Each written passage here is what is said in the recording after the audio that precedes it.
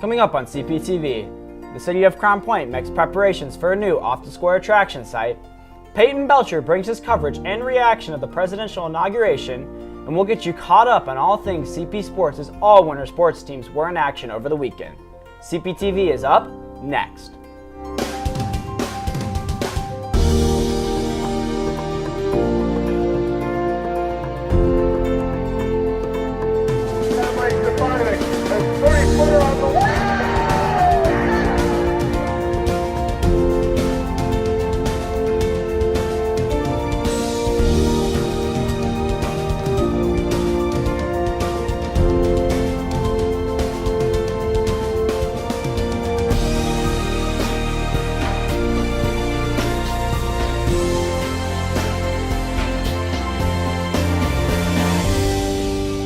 Hi, I'm Drew Zimmerman. And I'm Reese Groppentine. Welcome to CPTV. Mitch Bold will have your 5-day weather forecast, and Nick Morgan will bring us CP Sports highlights. Here's what's happening at Crown Point High School.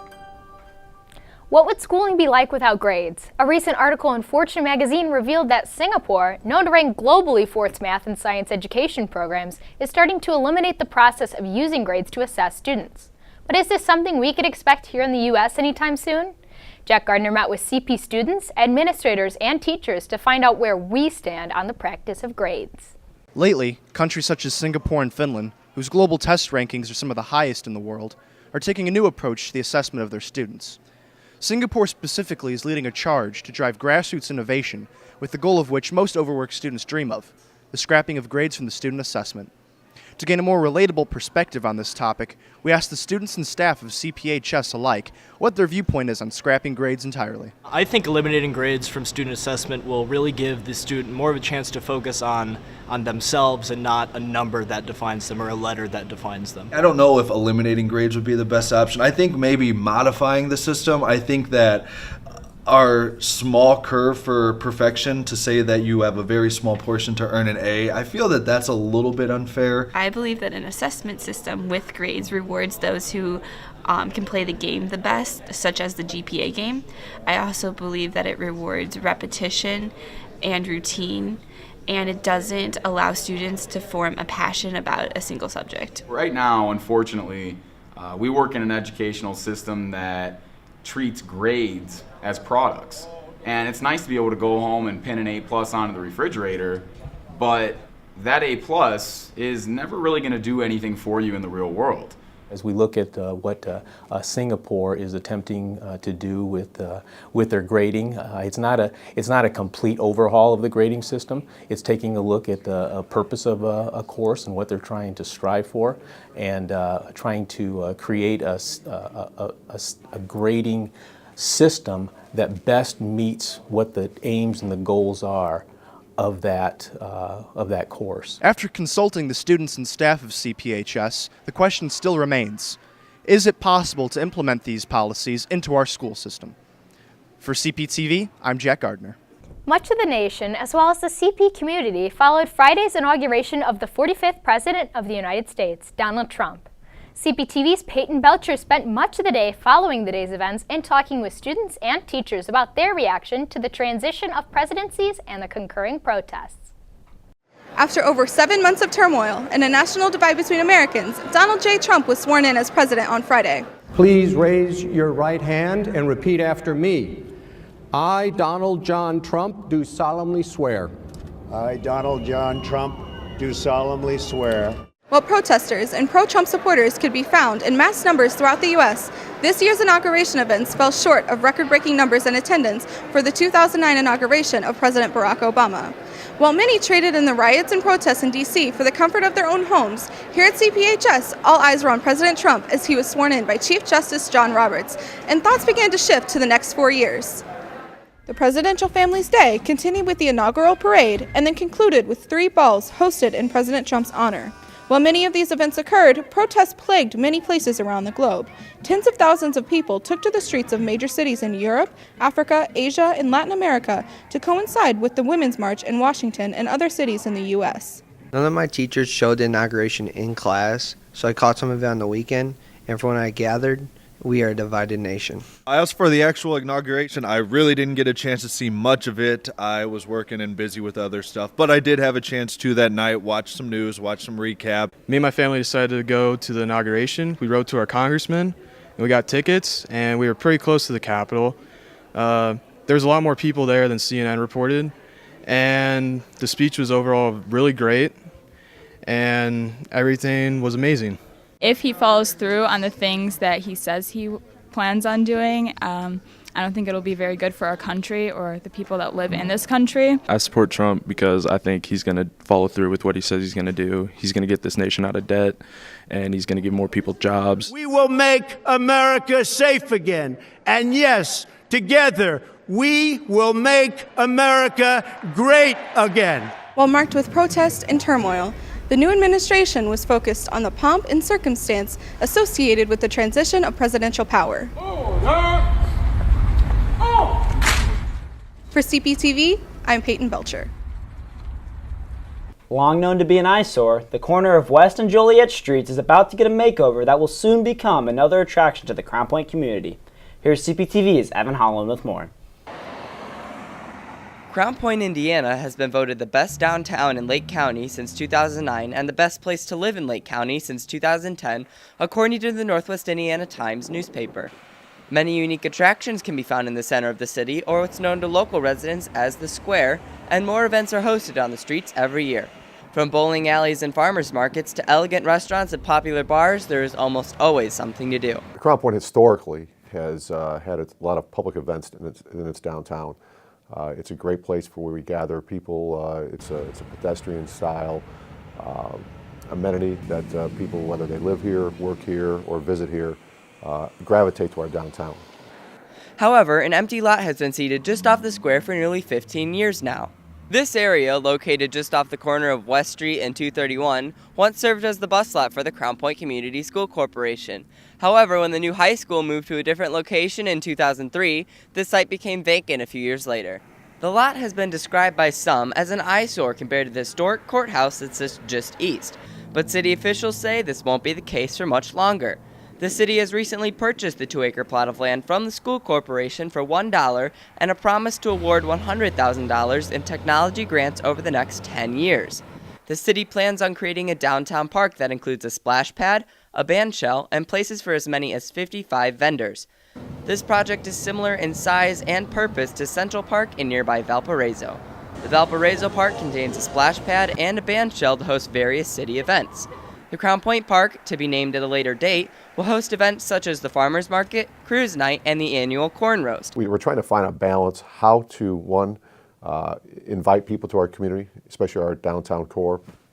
At the same time, be smarter with our resources and how we're able to have these events take place without having to basically interrupt people's daily lives, whether they attend or not. We're hoping to have construction begin sometime this late spring, early summer, and our goal is hopefully to have that venue open in some capacity by the fall of this year. What we anticipate it being fully functional by the spring of 2018. For CPTV, I'm Evan Holland.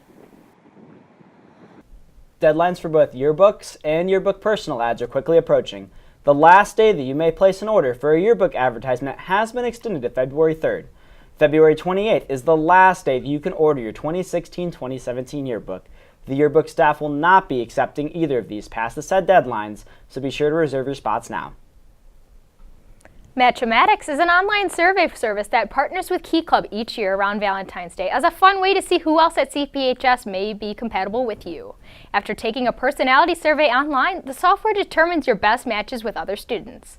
All results will then be sold during lunch periods starting February 6th and running through the 17th. Matchematics is a service that links students with each other that have similar characteristics. You can take the survey in any of the locker bays where you'll find the link to the survey, and once you fill it out, you can buy your results in any lunch period starting February 6th through the 14th for only $2, and those $2 will go towards our St. Baldrick's event in March. Great weather this weekend. Will it last? We'll be back with Mitch Bolda and weather. Live above the influence.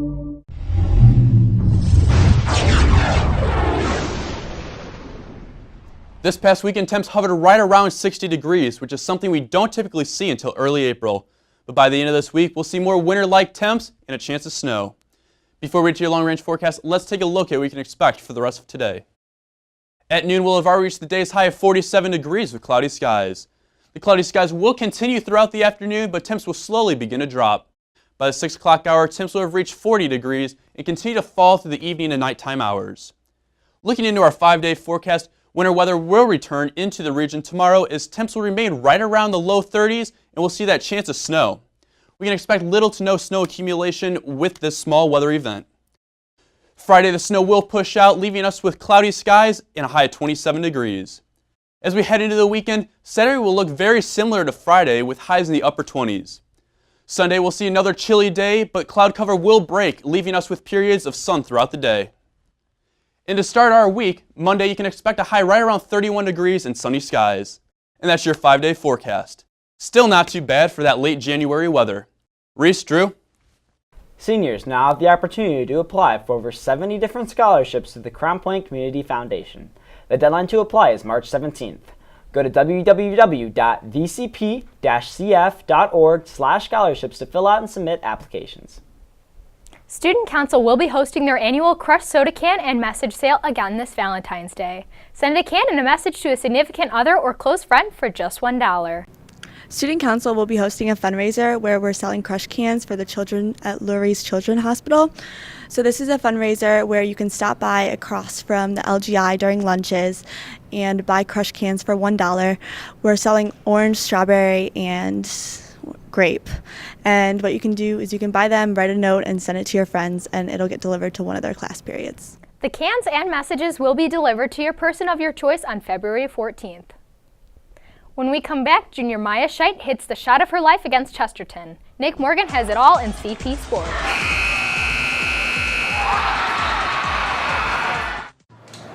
The Parks are you too. The girls' basketball team had an exciting finish this weekend, and the boys got the rematch with the team who knocked them out of last year's state tournament. Here with all your CP Sports highlights is Nick Morgan.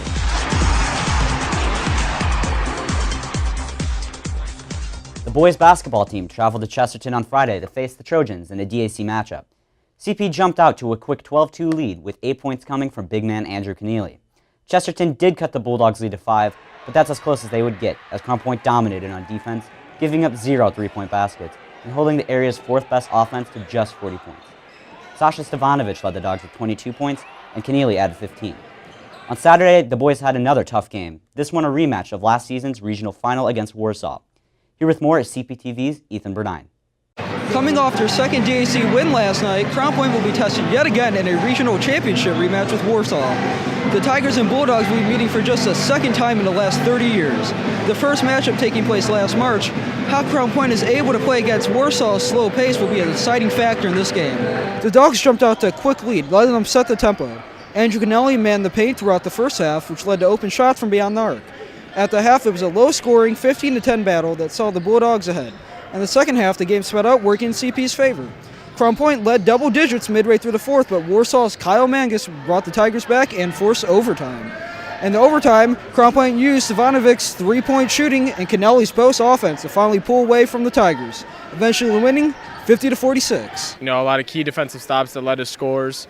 It feels really good to be 13-2, going in on another tough weekend with a lot of good teams coming up. To come out here and beat a great Warsaw team like this is a great feather in our cap, and especially the way we won it. I think it would have been really easy for us to fold there at the end, especially there in the overtime period, but we didn't. Our kids found a way to pull it out, and I'm really proud of them for it.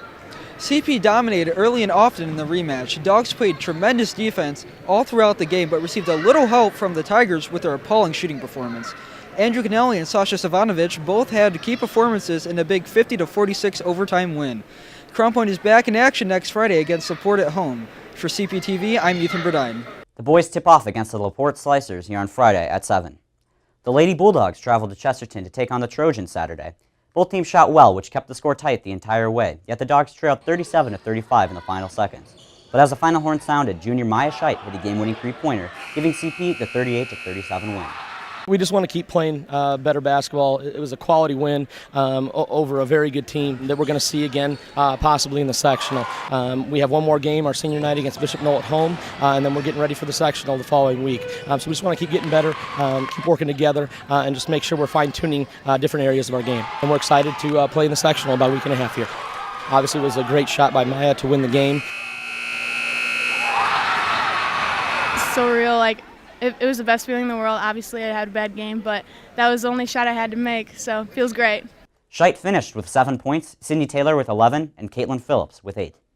On Thursday, both the boys and girls swim and dive teams celebrated senior night while facing Lowell for their last home meet of the regular season.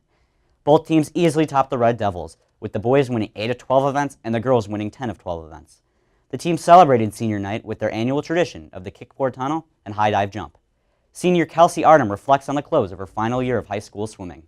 I think the past 4 years have been truly memorable in every way. I think the success we've had in and out of countless meets, the championship season, all of it together has been very exceptional for me and something I'm going to remember forever.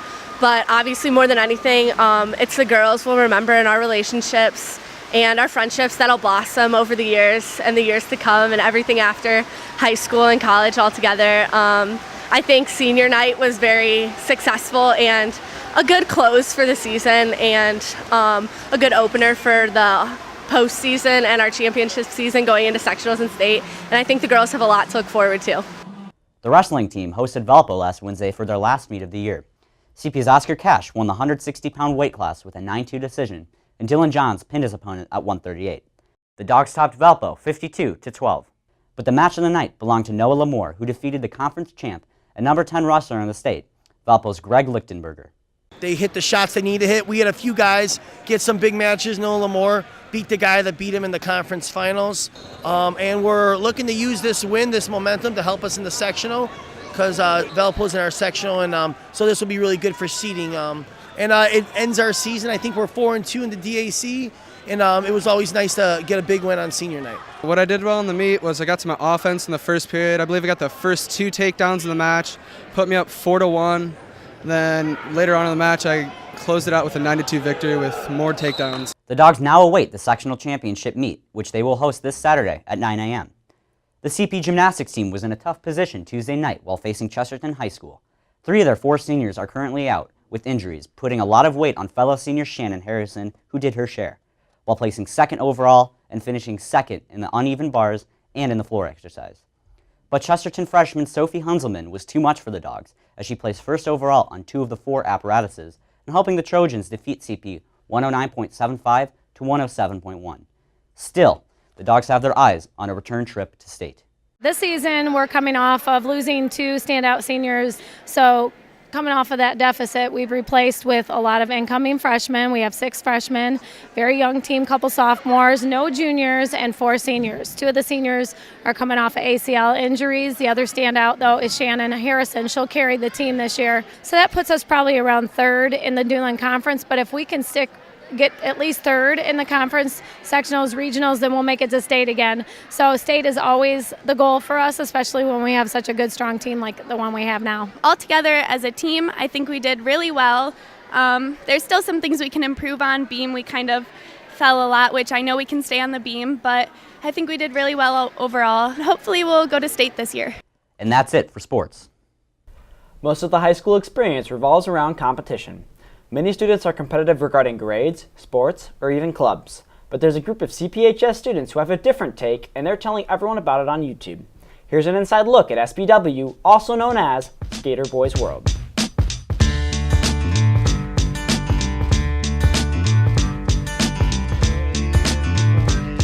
Well, it stands for Skater Boys World. SBW to me is kind of like a representation of our friend group.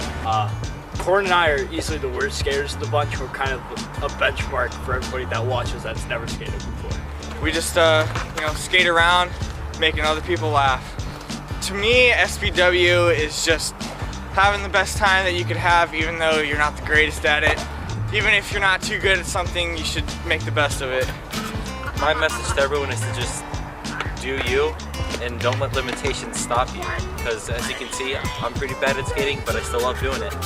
My role in SBW is I record and I edit everything, and I also just kind of move everything along a little bit. It's just fun time, and it's a way to vent our personalities into one video or into a series of videos. My role in SBW is kind of to bring more of the skating aspect into it. I kind of help with doing some of the more idiotic, goofy stuff. SBW to us is just another way for us to try to make other people laugh, kind of bring some fun energy to the table.